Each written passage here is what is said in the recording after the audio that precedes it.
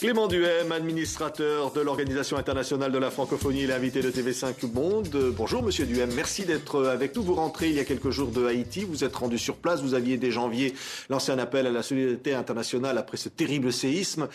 Qu'en est-il aujourd'hui pour la francophonie qui avait subi des pertes énormes? Et tout à fait, vous nous aviez déjà fait l'amabilité justement de nous interroger au moment où nos installations de l'Organisation internationale de la francophonie et également de l'Agence universitaire avaient été détruites. Et heureusement, nos personnels avaient été sains et saufs. Le secrétaire général, le lendemain du séisme, avait lancé un appel à tous les États et gouvernements membres. 500 millions de dollars ont été mobilisés pour l'action humanitaire et l'action d'urgence.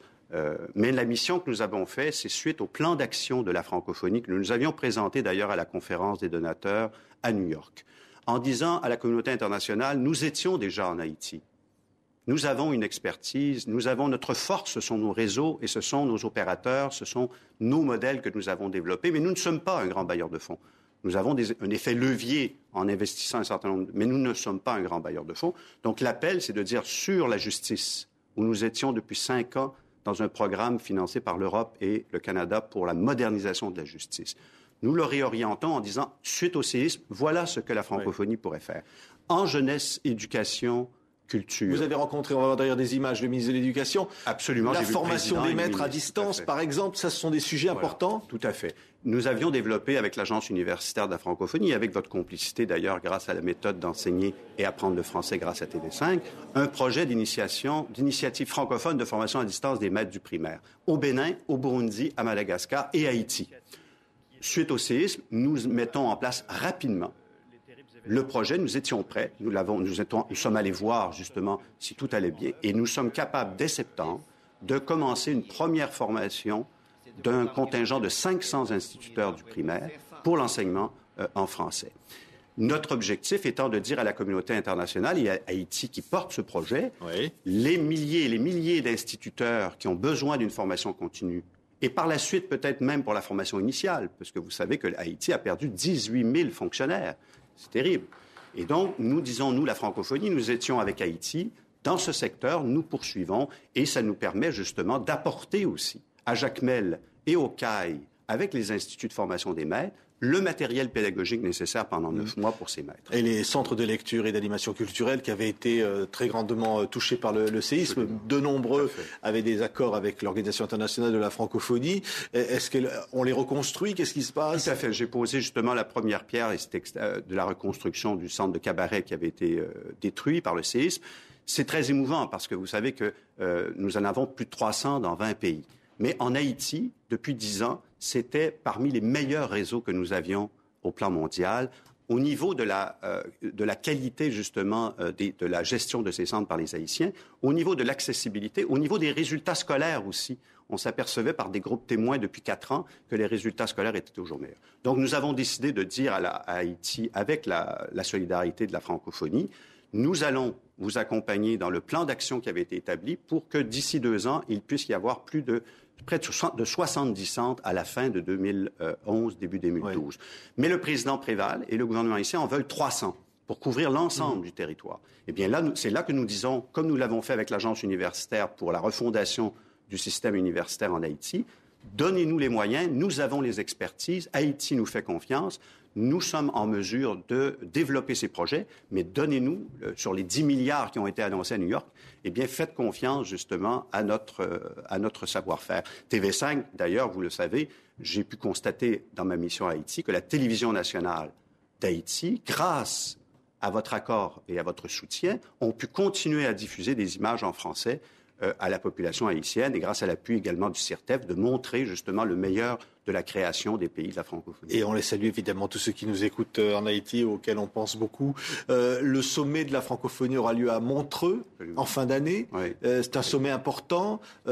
Après le sommet Afrique-France, où vous avez représenté le président Diouf à l'Organisation internationale de la francophonie, c'était à Nice. C'est toujours les thèmes de la gouvernance mondiale, le thème du développement économique. De quoi va-t-on parler à Montreux? Écoutez, Montreux, nous serons 2 ans après le sommet de Québec au Canada. Donc, du 22 au 24 octobre, les chefs d'État et de gouvernement vont reprendre, bien évidemment, un examen des enjeux internationaux. La ministre responsable, justement, du gouvernement helvétique de l'accueil, Mme Calmiré, a déjà fait connaître, après consultation avec l'ensemble de nos gouvernements, les 3 thématiques. Première thématique, évidemment, gouvernance mondiale et la démocratie, la bonne gouvernance, les droits de l'homme, 10 ans après que la francophonie ait adopté à Bamako un texte normatif qui, justement, où tous les États membres se sont entendus sur un certain nombre de règles. Deuxième thème, évidemment, à quelques semaines de Cancun et après Copenhague, comment la francophonie, justement, pour aller non pas en ordre dispersé, mais comment est-elle capable de s'entendre sur un certain nombre de positions sur les changements climatiques et sur la question du développement durable, avec les enjeux que ça entraîne aussi dans le domaine du développement durable, avec l'insécurité financière, l'insécurité alimentaire, toutes ces questions actuellement auxquelles sont confrontés de très nombreux États membres de la francophonie. Troisième thématique, c'est la langue française et la diversité culturelle. Langue française, parce que pour la première fois, notre organisation, le secrétaire général, présentera le rapport de l'Observatoire du français, qui avait été mis en place au lendemain du sommet de Québec, sur l'état de notre langue dans le monde, et comment, à ce moment-là, élaborer de nouvelles stratégies. Et la question de la diversité culturelle, eh bien, vous vous rappelez notre mobilisation avec d'autres, mais notre forte mobilisation pour l'adoption à l'UNESCO d'une convention sur la diversité des expressions culturelles, eh bien, où en sommes-nous maintenant que 80% des pays qui ont ratifié sont des pays francophones, qui ont ratifié la convention de l'UNESCO, mais concrètement dans nos programmes, appui aux industries culturelles, structuration, indicateurs sur la culture en Afrique, par exemple, ou en Europe centrale ou en Asie. Donc, toutes ces questions seront débattues par les chefs d'État et de gouvernement. Oui, et en 2012, rendez-vous à Kinshasa, d'ores et déjà. Tout à fait, tout à fait. Et c'est très important, ce sera la première fois que le sommet des chefs d'État et de gouvernement se réunira dans cette région extrêmement importante pour l'avenir de la francophonie, vous le savez,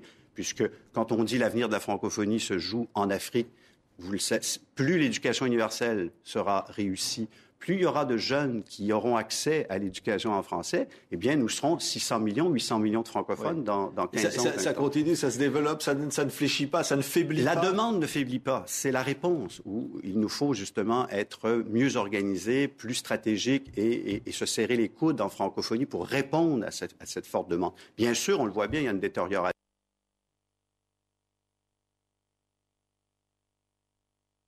dans des organisations internationales. Mais vous avez vu que le Sherpa de la République française, le premier Raffarin, sur instruction du président Sarkozy, monte au créneau en disant l'intransigeance francophone.